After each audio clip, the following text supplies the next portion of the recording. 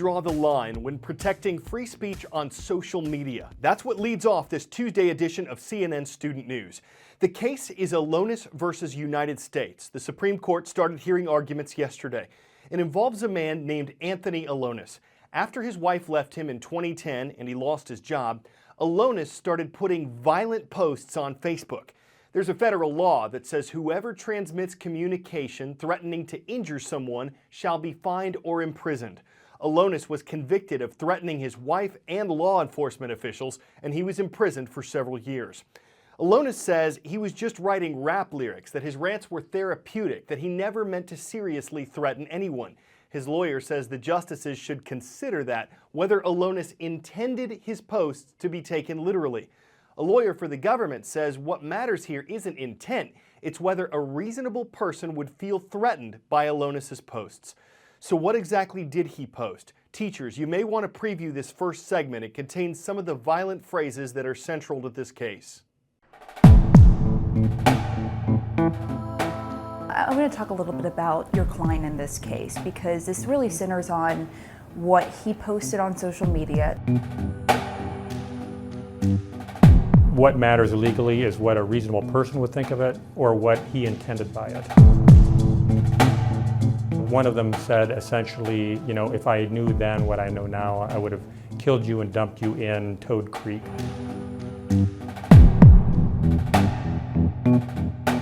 They were styled as raps.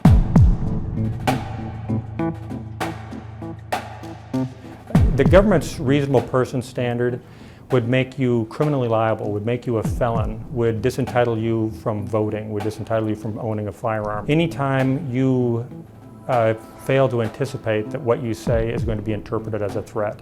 He's being very clear. What did he expect to accomplish with these comments? And he said, you know, this is therapeutic for me, this is just for me, it's not for anybody else. And there's a reason why all of these graphic songs are written, in that they are cathartic. They work through experiences. When Eminem wrote these things, that he hasn't been prosecuted for a felony for writing these songs, which are virtually indistinguishable. It was the government's position that they said again and again in their argument to the jury, it doesn't matter what he thinks. And in the United States, I don't think you can say it doesn't matter what the defendant thinks in a speech prosecution. Yesterday was World AIDS Day, an international event that goes back to 1988. It's held every year on December 1st, and it aims to raise awareness about AIDS, acquired immune deficiency syndrome, and HIV, human immunodeficiency virus, which causes AIDS. Organizers of World AIDS Day estimate that 34 million people worldwide are living with HIV, and that 35 million people have died from it. World AIDS Day raises money to fight the disease and to educate people about it. Medical treatments have come a long way since the 1980s, allowing people to survive indefinitely with HIV.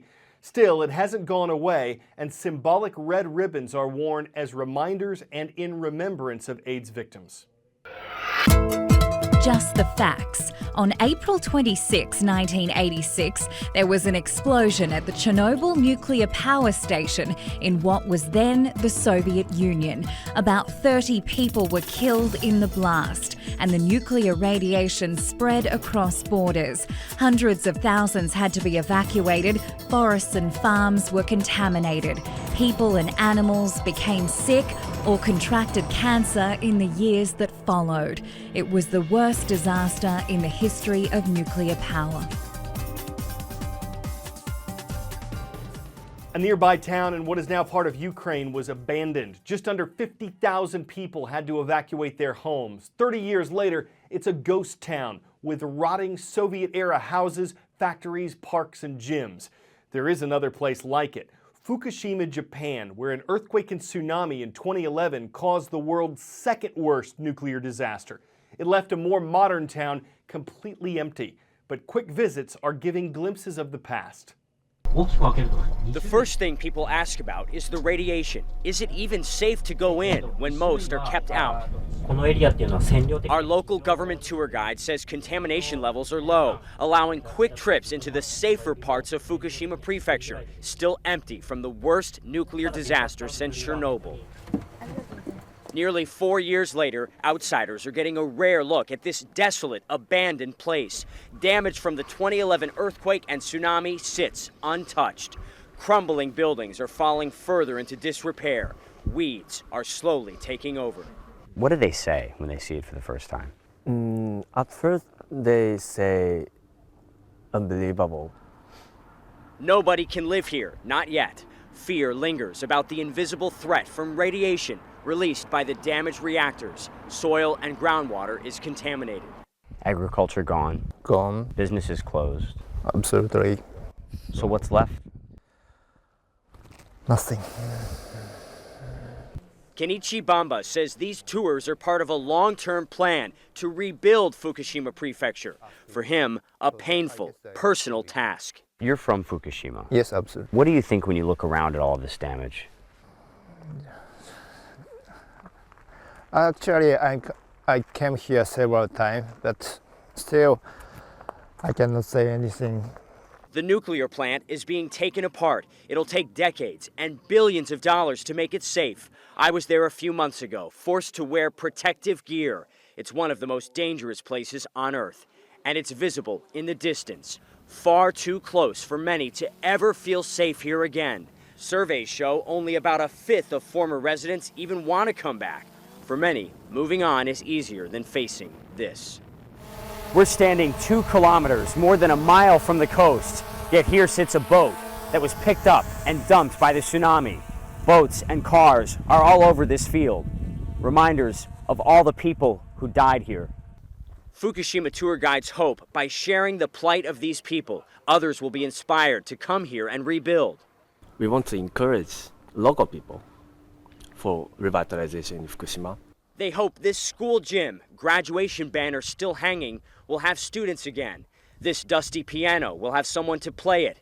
And this nuclear ghost town will someday be brought back to life.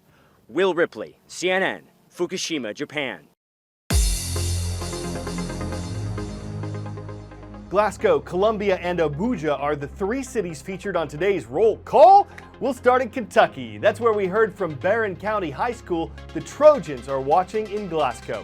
To the northeast, hello to everyone at EastCon EVC. They're located in Columbia, Connecticut. And across the Atlantic Ocean, great to see you in Abuja, Nigeria, our viewers at the American International School of Abuja. Get out and exercise, drink more water, eat a tomato, floss your teeth. It's not hard to find healthy habits or the studies behind them that prove they help you stay healthier, feel better, and live longer. But what does it take to be awesome besides being a Friday? It seems U.S. founding father Ben Franklin was onto something. Early to bed, early to rise, Ben Franklin says, makes the man and the woman healthy, wealthy, and wise.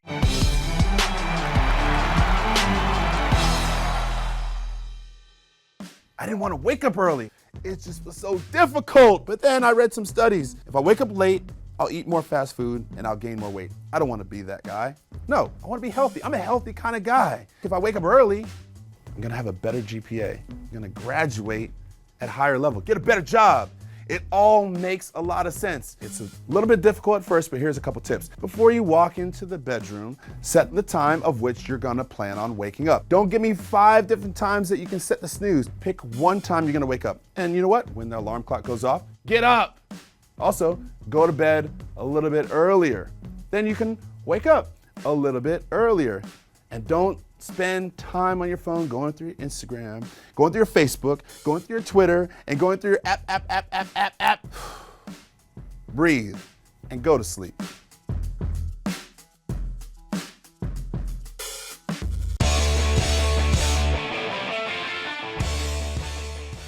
Gallier Hall, a building in New Orleans, dates back to 1853. It stands about 3 stories high. It was once City Hall, but it's never been lit up like this. A French company that brings together light and art has set up free nightly shows showing off the lighter side, get it, of Gallier Hall. Organizers are hoping to spark interest among local artists so they can learn the craft and use it throughout New Orleans. Crowds would call it delightful. It sheds light on a new type of art, brings people together in a lighthearted rendezvous. Though it's big, it won't be easy to illuminate the Big Easy, but it's certainly a bright idea. CNN Student News has more enlightening stories coming at you tomorrow.